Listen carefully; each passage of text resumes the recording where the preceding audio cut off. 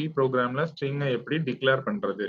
அப்போ ஒரு ஸ்ட்ரிங் நம்ம யூஸ் பண்றோம் அப்படின்னா, அந்த ஸ்ட்ரிங்குக்கு ஏதாவது வேரியபிள் வேணும்னா நம்ம அத குடுத்துக்கலாம். அந்த ஸ்ட்ரிங்கோட சைஸ் என்ன வேணுங்கிறத குடுத்துக்கலாம். இப்ப எத்தன கேரக்டர்ஸ் நம்ம அந்த இதுல ஸ்டோர் பண்ண முடியும், அத குடுத்துக்கலாம்.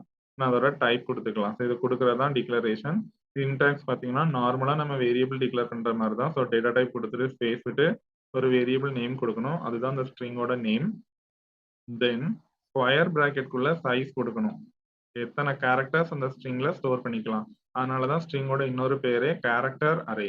அப்போ நம்ம ஸ்ட்ரிங்கை டிக்ளேர் பண்ணணும்னா சிங்கிள் டைமென்ஷனல் அரே யூஸ் பண்ணி கண்டிப்பா சைஸ் மென்ஷன் பண்ணி தான் ஒரு ஸ்ட்ரிங்கை வந்து டிக்ளேர் பண்ண முடியும். ஸோ டேட்டா டைப் பார்த்தீங்கன்னா கேர். ஸ்ட்ரிங்னாலே சீக்வன்ஸ் ஆஃப் கேரக்டர்ஸ் தான். அப்போ கண்டிப்பா எல்லாமே கேரக்டர்ஸ் தான் இருக்கும். அதனால நான் டேட்டா டைப்ல கேர் தான் கொடுக்கணும்.